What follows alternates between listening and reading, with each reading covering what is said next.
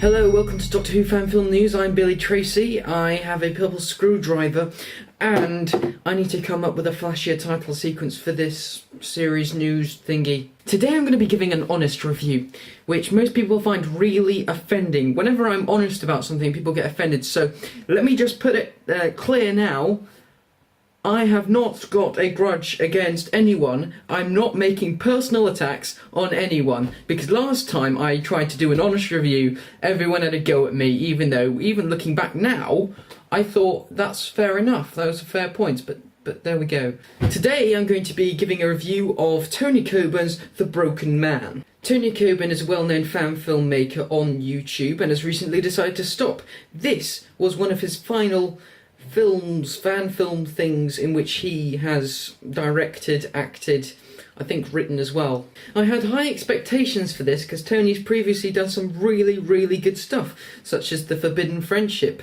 This, I'm afraid, was slightly disappointing, and I wonder, where did it all go wrong? Don't get me wrong, it wasn't all bad, but there are quite a few negative points and they kind of outweigh the positive ones. The whole story focuses on a boy called Dean May and his love interest Tiffany. So Dean's reading in some love poetry, hoping that one day he can aspire to write such genius works such as William Shakespeare. That sentence made very little sense. And all of a sudden things start disappearing. His toothbrush, his phone, tables and chairs, and I must say I admire the amount of work that must have gone into moving all those tables and chairs out of the shot and keeping the camera still. It's very interesting. There's some really nice transitions, although there's very little dialogue at the beginning, which makes it very difficult to keep hold of what exactly is going on with the story. I enjoyed the grading, nice use of contrast to give it a really dark feel, and there's lots and lots of shots there, so there's no possibility of the viewer getting bored. So Dean's going insane and he's run out of his house and he's going down this long forest lane which is empty and wide and rather massive, a little bit abandoned you might say. He's holding his head, he's blind, that's fair enough. The doctor then bumps into him. Now Dean didn't see that coming, the doctor must have. Even if the doctor is occupied by a little bleepy device, it doesn't mean that he won't be able to sense Dean there in the middle of a massive wide road. I mean, how is it possible to bump into someone like that unless it was intentional, and he wasn't planning to show that it was intentional. Whilst I admire and respect Tony Coburn's acting, I'm still not keen on his doctor's posh accent. It's a bit, well, there seems to be something missing. It's as if it's trying too hard to be English. Other people have agreed with me that there seems to be something missing, but you can't quite put your finger on it. There's something about the way he portrays the doctor that's not quite,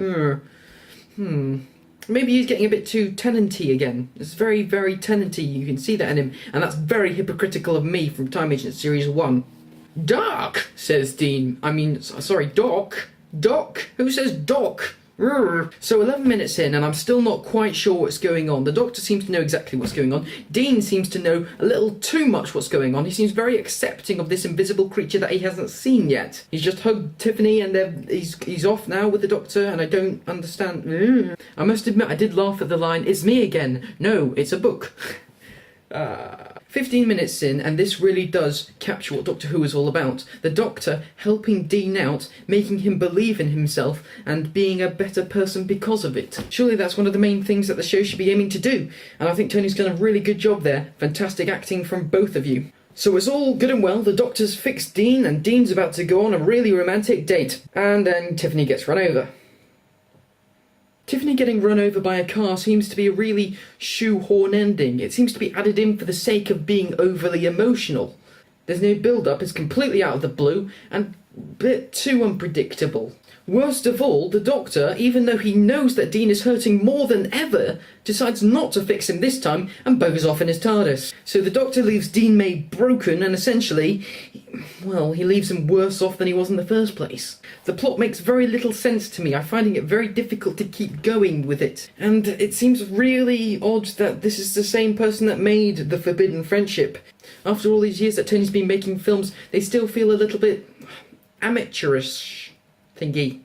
I suppose it might be a lack of cast or crew. Maybe it was just Tony and Seb on the day, I don't know. Maybe Tony was already a little bit down whilst in the production of that movie, because I think later that day he decided to stop making them. It all looks like a bit of a half-developed idea, and I think it's a shame that Tony left on a sort of half-hearted episode when really he could be doing a lot better. I'm not saying that I'm amazing. I'm not amazing. I'm terrible. But I was expecting better from Tony. Still, thanks very much for contributing to the fan film world, Tony, if you're listening. That's all from me. Please don't abuse me. Please don't hit me. And I'm not telling you where I live. Bye.